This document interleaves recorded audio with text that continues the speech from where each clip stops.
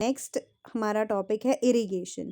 Crop production management में nutrient management के बारे में तो हमने पढ़ लिया कि न्यूट्रिएंट्स हमें कैसे सप्लाई करने हैं। अब नेक्स्ट हमारा टॉपिक आता है इरिगेशन, यानी कि वाटर को कैसे हमें सप्लाई करना है अपनी क्रॉप्स को।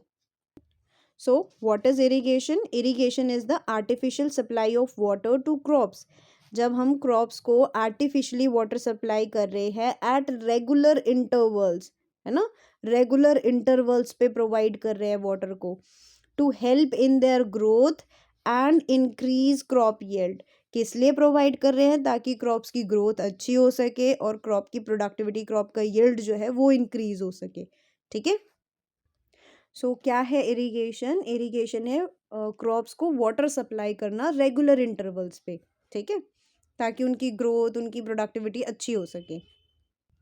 नेक्स्ट, इम्पोर्टेंस क्या है इरिगेशन की? तो इम्पोर्टेंस क्या है इरिगेशन की?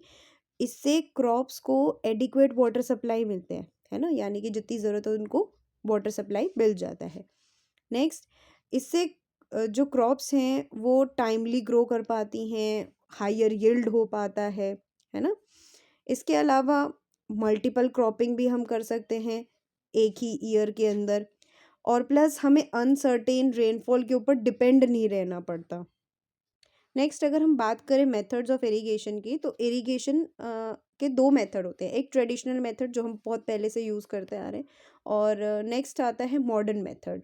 तो अब हम मॉडर्न मेथड का यूज़ करते हैं, है ना। जो हमारे एंशिएंट लोग थे वो ट्रेडिशनल मेथड का यूज़ करते थे। ट्रेडिशनल मेथड में वो मोट, देकली, चेन पंप, ये कुछ एग्जाम्पल्स हैं जिनका वो यूज़ करते थे। अब मोट में क्या होता था, इसमें पुली की हेल्प से, एक बकेट और पुली की हेल्प से वाटर को ऊपर खींचा जाता था और उसके बाद क्रॉप्स को प्रोवाइड किया जाता था। देखली में क्या होता था, एक लीवर सिस्टम लगा रहता था जिससे कि वाटर जो है वो कुएं से, मतलब पानी वेल से बाहर निकाल लेते थे और उसके बाद फिर क्रॉप्स को प्रोवाइड करते थे।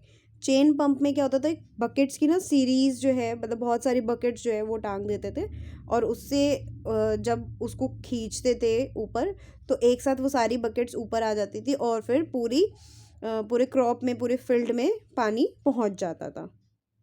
लेकिन अब हम मॉडर्न मेथड्स का यूज़ करते हैं। मॉडर्न मेथड्स में क्या होता है, हम स्प्रिंकलर सिस्टम का और irrigation system, drip irrigation system का यूज़ करते हैं। स्प्रिंकलर सिस्टम क्या है, जैसे हम स्प्रे करते हैं ना, सेम ऐसे ही स्प्रिंकलर सिस्टम काम करता है। इसमें वाटर जो है ना वो क्रॉप्स के ऊपर स्प्रे किया जाता है, जैसे बारिश कर रहे हैं ऐसे स्प्रे किया जाता है और इसमें पाइप और पंप का हम यूज़ करते हैं। ये कहाँ कहाँ पे दिया जाता है, तो ऑर्चर्ड्स, गार्डन, अनइवन लैंड जहाँ पर है वहाँ पर स्प्रिंकलर सिस्टम का यूज़ किया जाता है। नेक्स्ट, अगर हम बात करें ड्रिप इरिगेशन सिस्टम की, तो इसमें क्या किया जाता है, वाटर सप्लाई किया जाता है drop by drop directly to plant roots.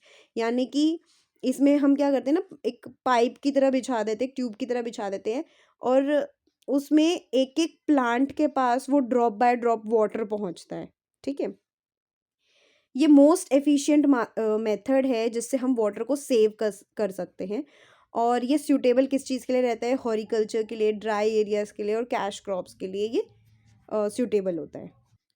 अब नेक्स्ट, ये जो आपके हमने अभी पढ़े इरिगेशन सिस्टम, है ना, तो ये जो अलग अलग तरीके के हम इरिगेशन सिस्टम यूज़ कर पा रहे हैं, ये डिपेंड करते हैं किस तरीके की सप्लाई है, किस तरीके का वाटर रिसोर्स वहाँ पर अवेलेबल है। यानी कि अ, जिस एरिया में जिस तरीके की वाटर रिसोर्स होगा उसी हिसाब से वहाँ पर इरिगेशन सिस्टम यूज़ किया जाएगा क्रॉप्स को और एग्रीकल्चरल लैंड को वाटर सप्लाई करने के लिए। फॉर एन एग्जाम्पल, अगर किसी एरिया में वेल्स है ना, as a water resource wells है, तो हम क्रॉप्स को कैसे वाटर प्रोवाइड करेंगे? पंप के थ्रू वो जो वाटर है वेल्स में उसको ऊपर की तरफ खींचेंगे और फिर सप्लाई कर देंगे क्रॉप्स में, है ना। वेल्स आपके दो तरीके के होते हैं, डग वेल्स और ट्यूब वेल्स। डग वेल्स और ट्यूब वेल्स, और इनसे हम क्या करेंगे, वाटर को लिफ्ट करेंगे, वेल में से वाटर को लिफ्ट करेंगे और क्रॉप्स को प्रोवाइड कर देंगे। Next is canals. अब कैनाल्स में रिवर से या फिर अदर रिजर्वॉयर्स से वाटर आता है। एक बड़ा कैनाल होता है, उसमें पानी आता है पहले, फिर उस बड़े कैनाल के साथ ना कुछ छोटी छोटी ब्रांचेस जुड़ी होती हैं कैनाल्स की, मतलब और छोटे छोटे ट्यूब्स जुड़े होते हैं जो क्रॉप्स को वाटर प्रोवाइड करेंगे। ठीक है। नेक्स्ट है रिवर लिफ्ट सिस्टम। अब कुछ जगह ऐसी होती है जहाँ पे कैनाल सिस्टम जो है वो कैनाल में फ्लो जो है इनसफिशिएंट रहता है, और रिजर्वॉयर से कैनाल में वाटर जो है वो रेगुलरली नहीं आ पाता। तो वहाँ पर डायरेक्टली रिवर्स का यूज़ किया जाता है। रिवर से वाटर को डायरेक्टली लिफ्ट किया जाता है और क्रॉप्स को प्रोवाइड किया जाता है। नेक्स्ट रिजर्वॉयर रहता है टैंक। अब कुछ जगहों पे क्या रहता है, स्मॉल स्टोरेज रिजर्वॉयर्स बना लेते हैं जिसमें वो वाटर स्टोर करके रख लेते हैं, और वो फिर क्रॉप्स को रेगुलरली प्रोवाइड करते रहते हैं उसी रिजर्वॉयर से वाटर को। नेक्स्ट यहाँ पर आप इस इमेज से भी देख सकते हो, इरिगेशन मेथड को हमने 2 पार्ट्स में डिवाइड किया है, तो ट्रेडिशनल मेथड और एक मॉडर्न मेथड।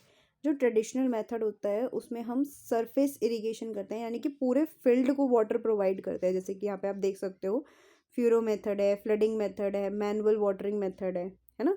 तो इससे क्या हो रहा है, पूरे फील्ड को वाटर प्रोवाइड किया जा रहा है। लेकिन मॉडर्न जो वाटर सेविंग मेथड है, इसमें क्या होता है, इसमें हम वाटर को कंजर्व करके यूज़ करते हैं। ठीक है, जो मॉडर्न मेथड हम यूज़ करते हैं, जैसे कि ये कैपिलरी इरिगेशन किया जाता है, ड्रिप इरिगेशन किया जाता है, स्प्रिंकलर इरिगेशन किया जाता है। स्प्रिंकलर इरिगेशन को भी यहाँ पे आपको दिखाया है कि 3 तरीके से और डिवाइड किया है। स्प्रिंकलर सिस्टम में क्या होता है कि रेन की तरह वाटर जो है वो पूरे फील्ड को प्रोवाइड किया जाता है। ठीक है, स्प्रिंकल किया जाता है वाटर को। ड्रिप इरिगेशन में क्या होता है, drop by drop water provide किया जाता है डायरेक्टली क्रॉप्स को। कैपिलरी इरिगेशन में क्या होता है, इसमें ट्यूब्स रहती है, छोटी छोटी कैपिलरी सी रहती है, वो क्रॉप्स को वाटर प्रोवाइड करती है। नेक्स्ट यहाँ पे आप देख सकते हो इस तरीके से कैनाल्स रहती हैं, ये कैनाल्स फिर आगे और ब्रांचेस से जुड़ती हैं। पहले तो इनके अंदर पानी जो है वो रिजर्वॉयर से आता है और रेगुलरली वाटर आता है कैनाल्स में, और फिर इनके बाद इनसे वाटर जो है वो कहाँ जाता है, छोटी छोटी ब्रांचेस में जाता है जो क्रॉप्स को वाटर प्रोवाइड करता है। नेक्स्ट ये आप देख सकते हो वेल्स, ट्यूबवेल जैसे आपको यहाँ पे दिखाया है, इसमें क्या होता है, पंप के थ्रू वाटर जो है वो प्रोवाइड किया जाता है। इस तरीके से टैंक रहते हैं, टैंक के अंदर वाटर जो है वो स्टोर करके रखते हैं और फिर मैनुअली प्रोवाइड करते हैं क्रॉप्स को। नेक्स्ट ये आपको रिवर लिफ्ट सिस्टम दिख रहा है, इसमें क्या होता है कि जब कैनाल सिस्टम पॉसिबल नहीं होता किसी एरिया में, तो वहाँ पे डायरेक्टली रिवर का यूज़ किया जाता है और रिवर से वाटर लिफ्ट करके क्रॉप्स को प्रोवाइड किया जाता है। नेक्स्ट हमारा टॉपिक है क्रॉपिंग पैटर्न्स। अब अपने क्रॉप प्रोडक्शन को मैनेज करने के लिए जो थर्ड स्टेप हमें मैनेज करना है वो है क्रॉपिंग पैटर्न्स, यानी कि क्रॉपिंग पैटर्न्स को भी मैनेज करना पड़ेगा। तो क्रॉपिंग पैटर्न्स में हम 3 तरीके की क्रॉपिंग मेथड को यूज़ करते हैं। एक होता है मिक्स्ड क्रॉपिंग, एक इंटर क्रॉपिंग और एक क्रॉप रोटेशन। मिक्स क्रॉपिंग में क्या होता है, जैसे कि आपको उसके नेम से पता चल रहा है, इसमें हम बहुत सारी क्रॉप्स को उगाते हैं, और मतलब 2 या 2 से ज़्यादा क्रॉप्स को हम उगाते हैं सेम फील्ड में। ठीक है, सेम फील्ड में 2 या 2 से ज़्यादा क्रॉप्स को ग्रो किया जाता है। अब क्यों करते हैं ऐसा, to reduce the risk of crop failure, यानी कि जो क्रॉप फेल होने का, यानी कि क्रॉप खराब होने का जो रिस्क था ना, उसको हम कम कर सकें और यील्ड को इंक्रीज कर सकें। जैसे कि वीट और ग्राम को एक साथ उगा दिया है ना, एक साथ ग्रो कर दिया इनको। नेक्स्ट होती है इंटर क्रॉपिंग। इंटर क्रॉपिंग में क्या होता है कि ये मिक्स क्रॉपिंग की तरह ही होती है, यानी कि हम 2 और मोर क्रॉप्स का ही यूज़ करते हैं यहाँ पर भी। बस उनको हम कैसे ग्रो करते हैं, ऑल्टरनेट रोज में ग्रो करते हैं। ठीक है, मतलब पर्टिकुलर सेक्शन डिवाइड कर देते हैं कि इस रो में ये वाली क्रॉप रहेगी, इस वाले में दूसरी क्रॉप रहेगी। इसमें भी सेम फील्ड में ही ग्रो किया जाता है क्रॉप्स को। बस क्यों ग्रो करते हैं हम ये, प्रिवेंट पेस्ट एंड वीड्स। इससे क्या रहता है कि क्रॉप्स जो है वो पेस्ट और वीड से बच जाती है और सॉइल फर्टिलिटी जो है वो इम्प्रूव हो जाती है। एग्जाम्पल यहाँ पे दिया है मेज एंड सोयाबीन। बस डिफरेंस क्या है मिक्स क्रॉपिंग और इंटर क्रॉपिंग में, इंटर क्रॉपिंग में ऑल्टरनेट रोज में हम इनको क्रॉप्स को ग्रो करते हैं। ठीक है, फॉर एन एग्जांपल मेज़ की एक रो हो गई, दूसरी रो में हम सोयाबीन को ग्रो कर रहे हैं। ठीक है, लेकिन मिक्स क्रॉपिंग में क्या रहता है, रैंडम डिस्ट्रीब्यूशन रहता है मिक्स क्रॉपिंग में। क्रॉप रोटेशन क्या है, क्रॉप रोटेशन है जब हम डिफरेंट क्रॉप्स को इन सक्सेशन यूज़ कर रहे हैं, ग्रो कर रहे हैं ऑन द सेम लैंड पे अलग अलग क्रॉप्स को ग्रो कर रहे हैं पूरे साल में, मतलब एक क्रॉप के बाद दूसरी क्रॉप, फिर एक क्रॉप के बाद दूसरी क्रॉप, ऐसे करके ग्रो कर रहे हैं। पर्पस क्या रहता है इनका, इससे सॉइल की फर्टिलिटी मेंटेन रहती है और पेस्ट और डिसीज रिड्यूस हो जाते हैं। एग्जाम्पल, जैसे पहले हमने राइस को ग्रो किया, उसी लैंड पे राइस की हार्वेस्टिंग के बाद हमने पल्सेस को ग्रो किया, फिर पल्सेस के बाद हमने वीट को ग्रो किया। इस तरीके से क्रॉप रोटेशन चलती है, एक के बाद दूसरा। सो यहाँ आप इमेज के थ्रू देख सकते हो, ये है आपका क्रॉप मिक्स क्रॉपिंग का एग्जाम्पल। इसमें क्या हो रहा है, ये आपको एक तरह की क्रॉप दिख रही है, ये एक तरह की क्रॉप है, ये एक तरह की है, यहाँ अलग है, यहाँ अलग है ना, ये अलग हो गई। तो ये आपका एग्जाम्पल हो गया मिक्स क्रॉपिंग का। ये है आपका इंटर क्रॉपिंग का एग्जाम्पल। इसमें आपको दिख रहा होगी पर्टिकुलर डिवीजन किया गया है, पर्टिकुलर रोज हैं जिसमें ग्रो की जा रही है अलग अलग क्रॉप। जैसे ये एक क्रॉप हो गई, फिर ये दूसरी क्रॉप हो गई, फिर ये तीसरी क्रॉप हो गई, ये फोर्थ हो गई, नेक्स्ट इसी तरीके से आगे चल रही है ना। तो अलग अलग क्रॉप्स को हम ग्रो कर रहे हैं रोज में, अलग अलग रोज में। तो ये आपका इंटर क्रॉपिंग का एग्जाम्पल हो गया, मतलब दो से ज़्यादा क्रॉप्स को ग्रो कर रहे हैं बट ऑल्टरनेट रोज में।